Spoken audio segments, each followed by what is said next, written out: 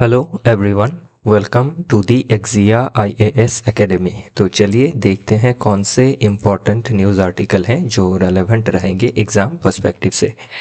Admission open है, आप हमारे फाउंडेशनल कोर्स से जुड़ सकते हैं जिसमें हम आपको कम्प्रीहेंसिव कवरेज प्रोवाइड करेंगे पूरे सिलेबस का। उसी हिसाब से स्टडी मटेरियल्स भी दिया जाएगा। रेगुलर टेस्ट कंडक्ट कराई जाएंगी before pre and mains. Mains के लिए सारे जीएस पेपर के लिए आंसर राइटिंग भी करवाई जाएंगी, including essay writing as well as optional paper का जो आंसर राइटिंग रहेगा वो भी करवाया जाएगा। और इसका जो असेसमेंट है आपको क्विक मिलेगा। जो भी क्लासेस होंगी एक्सपर्ट एंड एक्सपीरियंस फैकल्टी के द्वारा ही किया जाएगा।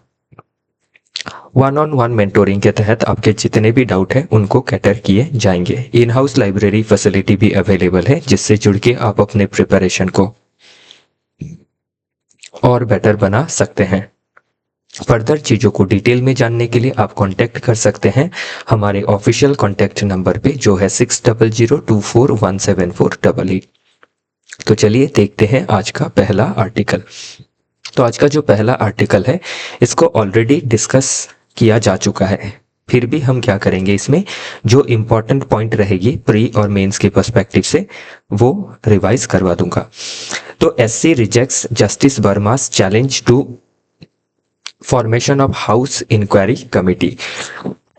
तो क्या है पूरा मुद्दा, तो पता ही है कि जो जस्टिस वर्मा है इनके ऊपर करप्शन के चार्जेस लगे हुए हैं और इसके लिए जो इनके रिमूवल के लिए जो आपका मोशन लाया गया था लोकसभा एंड राज्यसभा में, तो उसमें से राज्यसभा के जो डिप्यूटी चेयरमैन थे उन्होंने जो मोशन है उसको रिजेक्ट किया, लेकिन लोकसभा ने एग्री किया और इसके ऊपर एक इंक्वायरी कमेटी भी बिठा दी। और उसी को लेके क्या हुआ, जो जस्टिस वर्मा कमेटी के साइड से जो लॉयर रिप्रेजेंट कर रहे हैं उनको ऑनरेबल सुप्रीम कोर्ट में, उन्होंने ये कारण दर्शाया कि जो कमेटी है वो दोनों हाउस के एग्रीमेंट में बननी है। इसमें अगर एक हाउस ने पिटिशन को जो मोशन है उसको रिजेक्ट किया है तो उससे क्या है, जो अभी इंक्वायरी कमेटी है लोकसभा की वो वैलिड नहीं होनी चाहिए। लेकिन इसमें सुप्रीम कोर्ट ने जस्टिस वर्मा का जो चैलेंज है उसको नकारा है।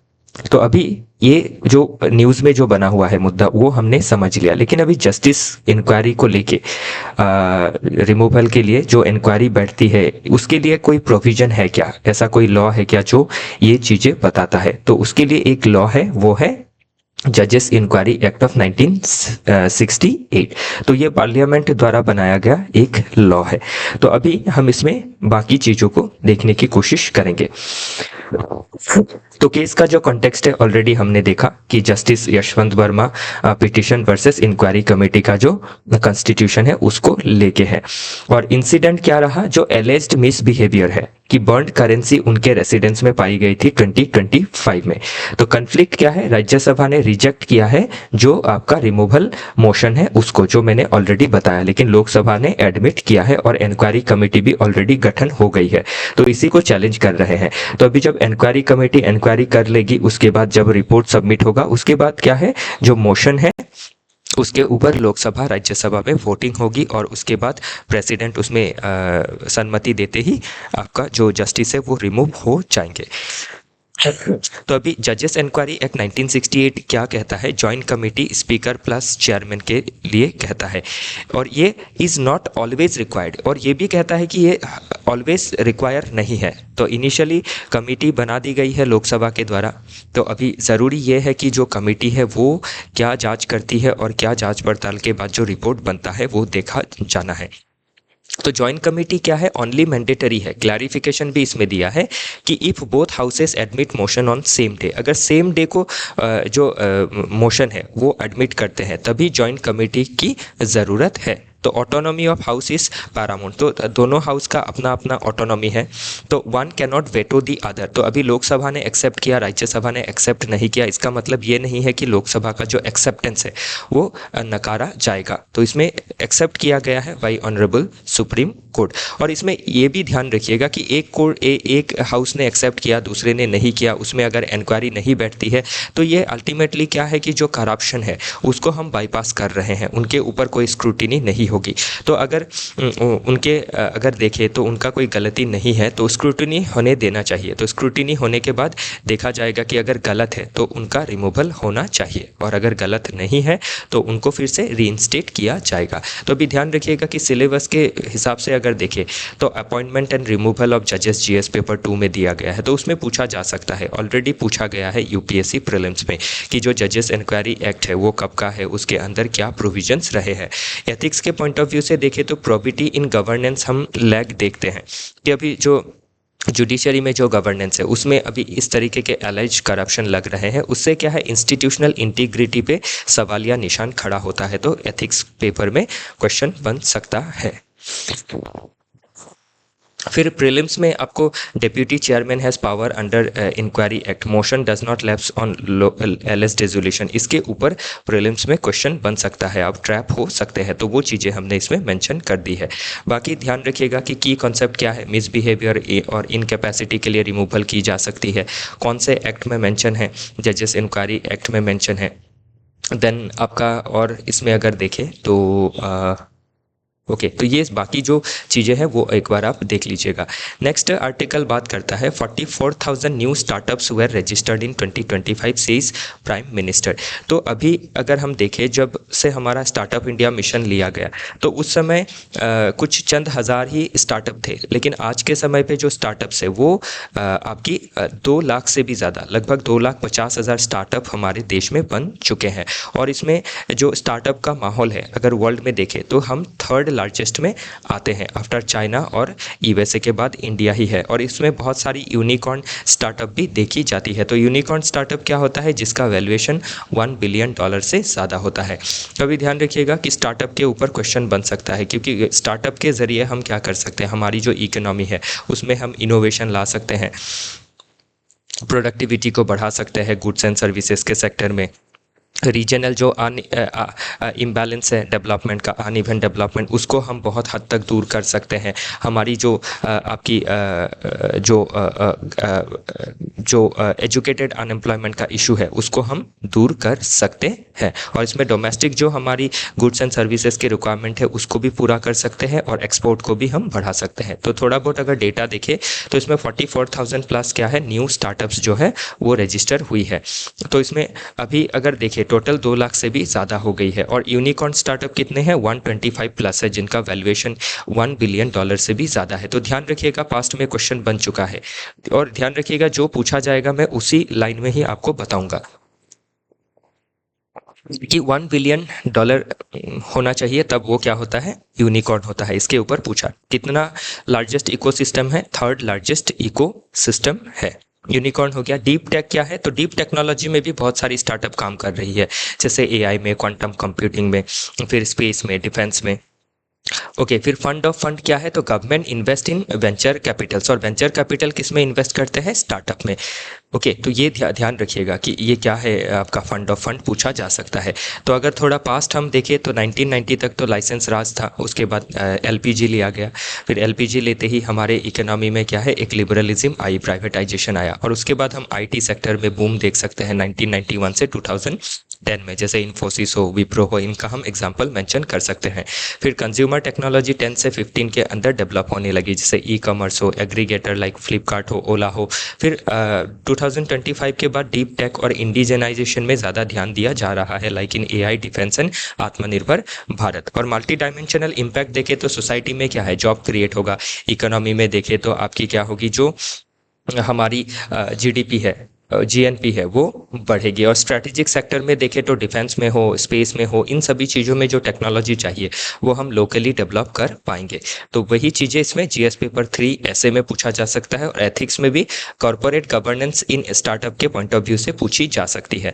तो अभी वे फॉरवर्ड हमें क्या लिखना है कि इंडस्ट्री एकेडमिया को लिंकेज करना है, जो रिसर्च एंड डेवलपमेंट है उसको बढ़ाना है इन यूनिवर्सिटीज़। फिर रेगुलेटरी सैंडबॉक्सेस जो है, जैसे जो एआई है, ड्रोन है, इनके टेस्टिंग में रेगुलेशन होना चाहिए, लेकिन ओवर रेगुलेशन भी नहीं होना चाहिए। फिर टायर 2 फोकस, जो टायर 2 सिटीज़ है उनमें फोकस किया जाना चाहिए हम, ताकि हम क्या कर सके, आपकी जो इकोनॉमिक डेवलपमेंट है उसको हम इवन कर सके। बाकी और भी हमने इसमें इनको इन्फोग्राफिक्स दी है ताकि आप चीज़ों को और ज़्यादा समझ सके। बाकी कोर आइडिया मैंने आपको समझा दिया है।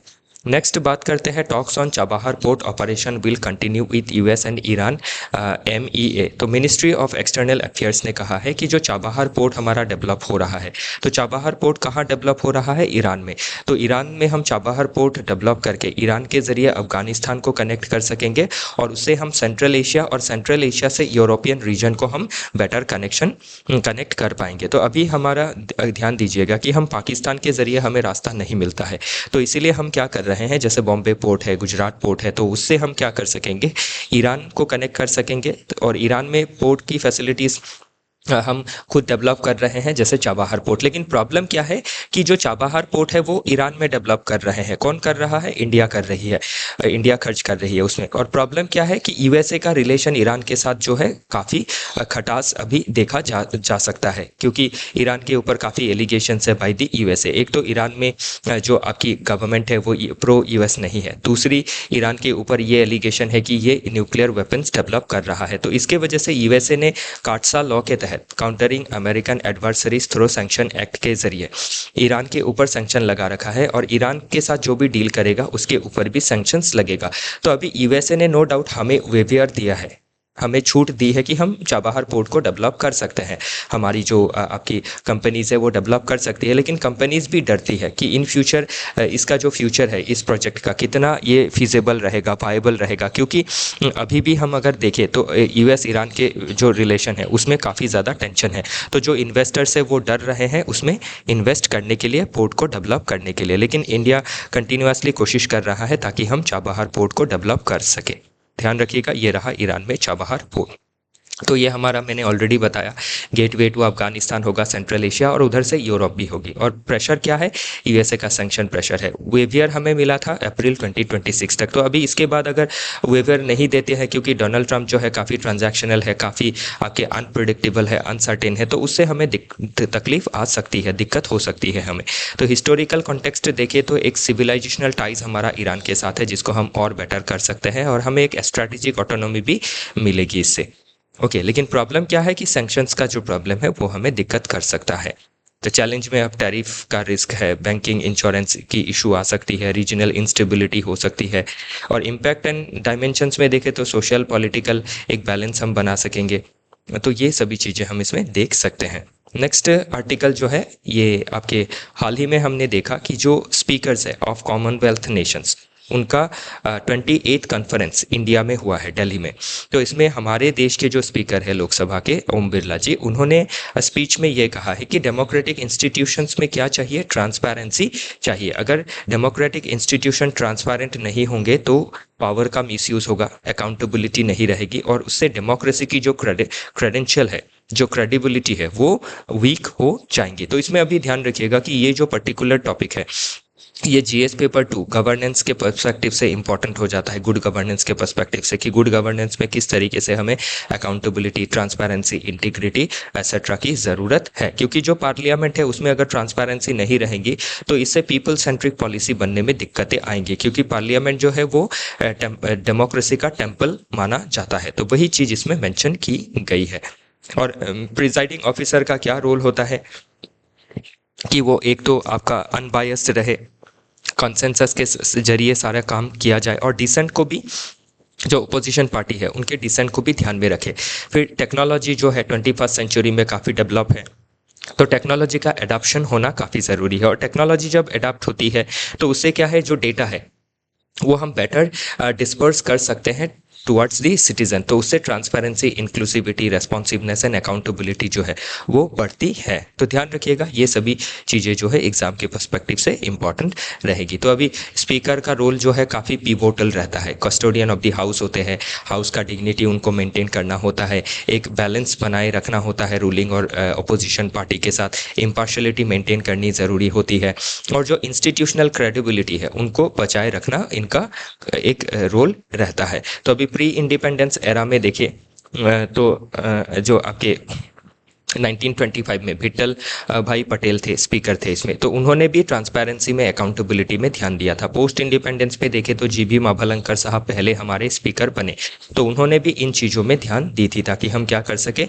Transparency, inclusivity, responsive and accountability को बरकरार रख सके। और डिजिटल एज में संसद टीवी आया, सोशल मीडिया के जरिए जो है हम क्या कर सकते हैं, पार्लियामेंट के साथ जो जनसाधारण है वो सीधा जुड़ सकती है। अगला टॉपिक अगर देखें तो expert panel set norms for religious sites in centuries. तो अभी इसमें क्या है, ध्यान रखिएगा कि एक गाइडलाइन बनाया गया है बाय द गवर्नमेंट कि 1980s के बाद फॉरेस्ट लैंड में जो भी सेटलमेंट हुआ है या फिर जो भी आपकी कह लीजिए कि जो भी टेम्पल्स या फिर ये सभी चीज़ें जो भी सेक्रेट चीज़ें आपकी कंस्ट्रक्ट की गई है उनको एनक्रोचमेंट की तरह ट्रीट किया जाएगा 1980s के बाद। तो इसमें ध्यान रखिएगा, any construction not only sacred things but also houses and any other things. तो any construction on forest land after 1980s ought to be treated as encroachment की तरह देखा जाएगा। तो अभी गवर्नमेंट एक तरफ आपकी जो ये डिस्कशन कर रही है कि expert panel set norms for religious sites in centuries. तो इसमें भी प्रॉब्लम क्या होगा कि एक तरफ हमारा फॉरेस्ट राइट एक्ट है, ओके, जो फॉरेस्ट राइट एक्ट ऑफ 2006 है जो फॉरेस्ट एरिया में जो पॉपुलेशन है उनको राइट्स देता है। लेकिन इसमें भी एक बात है कि आपको 3 जनरेशन तक तो रहना ही है, 3 जनरेशन तक रहेंगे। तो उस हिसाब से 19 जो भी चीज़ें बनेंगी 1980 से पहले बनेंगी। लेकिन 1980 के बाद अगर बनता है तो उसमें कोई आपके ट्राइबल पॉपुलेशन ना हो के कोई एनक्रोचर्स भी हो सकते हैं। तो उसी से हमारे फॉरेस्ट एरिया को, ट्राइबल पॉपुलेशन को, उनके कल्चर को प्रिजर्व करने के लिए ही ऐसी जो आपकी रेगुलेशंस है वो बनाई जा रही है एक्सपर्ट पैनल की सजेशन में। तो अभी इसमें प्रॉब्लम क्या है, एक तो रिलीजियस राइट और प्रोटेक्टेड एरियाज को लेके एक आपकी डायलेमा इसमें देखी जा सकती है। 1980s के बाद जो भी बनेगा उसको एनक्रोचमेंट की तरह देखा जाएगा। और इसमें अगर आप देखिए तो कौन से लॉज जो है वो काम कर रही है, एक तो वाइल्ड लाइफ प्रोटेक्शन एक्ट 1972 जो फॉरेस्ट एंड वाइल्ड लाइफ को प्रोटेक्शन के बारे में बात करता है। फिर एक तो फॉरेस्ट कंजर्वेशन एक्ट है 1980, ये भी फॉरेस्ट को कंजर्वेशन के बारे में बात करता है। और 1980 के बाद हम अनऑथोराइज एनक्रोचमेंट भी देख सकते हैं। तो अभी इसमें अगर देखें तो जो फॉरेस्ट राइट एक्ट है 2006 का, ये रिकॉग्नाइज करता है वर्शिप राइट्स को भी ट्राइबल कम्युनिटी का। तो अभी इसको क्या करना है, हमें बैलेंस करके देखना है। फॉरेस्ट कंजर्वेशन एक्ट 1980 और wildlife protection act of 1972 has to be balanced with forest right act of 2006। तो अभी 1980 से पहले जो भी लोग आए हैं उनको उनका जो रिलीजियस राइट है, उनका सेटलमेंट का राइट है, इकोनॉमिक राइट है, वो प्रोटेक्ट करना जरूरी है। और 80s के बाद जो भी एनक्रोचर्स हैं बाहर से नॉन ट्राइबल पॉपुलेशन, उनको हटाना ज़रूरी है ताकि जो आपकी फॉरेस्ट राइट एक्ट है ऑफ ट्राइबल पॉपुलेशन, उनका जो कल्चर है उसको प्रिजर्व किया जा सके। नेक्स्ट आर्टिकल बात करता है India EU free trade agreement to be mother of all trade pacts. तो अभी हाल ही में इंडिया EU जो फ्री ट्रेड टॉक्स है वो फाइनलाइज हो चुकी है। तो अभी इसमें क्या है, ये फाइनलाइज होने के पीछे जो सबसे बड़ा श्रेय जाता है ये USA को ही जाना चाहिए, क्योंकि USA का जो आपका अनसर्टेन पॉलिसीज है और जो दबाव है on European nations as well as on India, जो टैरिफ की वो जो वेपनाइज कर रही है टैरिफ को, उसके वजह से ही क्या है, इंडिया को भी एक मौका मिला है और यूरोपियन यूनियन को भी एक मौका मिला है कि दोनों जो रीजन है वो इकोनॉमिकली इंटीग्रेट हो। और दोनों रीजन अगर इकोनॉमिकली इंटीग्रेट होते हैं तो गुड्स में हो, सर्विसेज में हो, एम्प्लॉयमेंट में हो, इन्वेस्टमेंट में हो, दोनों ही रीजन में काफ़ी बेनिफिट जो है वो देखने को मिलेगा। तो इसमें अगर आप देखें तो इससे इकोनॉमिक कॉम्प्लीमेंट टैरिटी जो है वो दिखाई देगी दोनों ही तरफ से, एक स्ट्रेटेजिक ऑटोनॉमी मिलेगा दोनों ही रीजन को, एक डाइवर्सिफिकेशन भी होगा कि चाइना और US से हट के भी हमें चिंता करने की ज़रूरत है। तो प्रोटेक्शन देना ज़रूरी है अपने खुद की इकोनॉमी को, जो कोर इंटरेस्ट है। और मदर ऑफ ऑल डील्स कहा जा रहा है क्योंकि ये मजाक नहीं है कि 27 नेशंस जो है वो मिलके इंडिया के साथ डील कर रही है और इंडिया भी उनको कंसेशंस दे रहा है। जबकि इंडिया भी क्या है, एक आपका सबसे बड़ा कंज्यूमर मार्केट है और इन्वेस्टमेंट का भी हमारे देश में काफ़ी ज़्यादा अपॉर्चुनिटीज़ देखी गई है।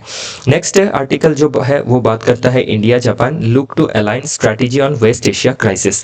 तो अभी इंडिया और जापान के बीच में हमें सिर्फ जो रिलेशन है वो हम जो सिर्फ बायलैटरल लेवल पे देखने से नहीं होगा। बायलैटरल के जगह हम जब भी बायलैटरल रिलेशन देखेंगे तो सिर्फ दोनों देश की बेनिफिट्स के साथ ही जो बाकी देश है जो हमें आपकी दिक्कत क्रिएट कर सकती है, लाइक जैसे चाइना है जो आपके इंडिया को भी दिक्कत दे सकती है और चाइना जापान को भी दिक्कत दे सकता है। तो इसीलिए दोनों देश क्या कर रही है, ये जो भी मतलब रिस्क है दोनों देश के लिए वो साथ में मिलके मिटिगेट करने की कोशिश कर रही है। तो इसीलिए चाइना के बेल्ट एंड रोड इनिशिएटिव को काउंटर करने के लिए एशिया अफ्रीका ग्रोथ कॉरिडोर को डेवलप किया जाना है बाई जापान। और वेस्ट एशिया में भी जो क्राइसिस देखी जा रही है उसमें भी ये दोनों जो देश है एक साथ मिलके जो हम डिप्लोमेटिकली जिस तरीके से सॉल्व कर सकते हैं उसमें हाल ही में डिस्कशन हुआ है। तो इसमें हमारा जो महासागर इनिशिएटिव है, जो हमारा गोल है कि open and free Indo Pacific होना चाहिए, उसको जापान भी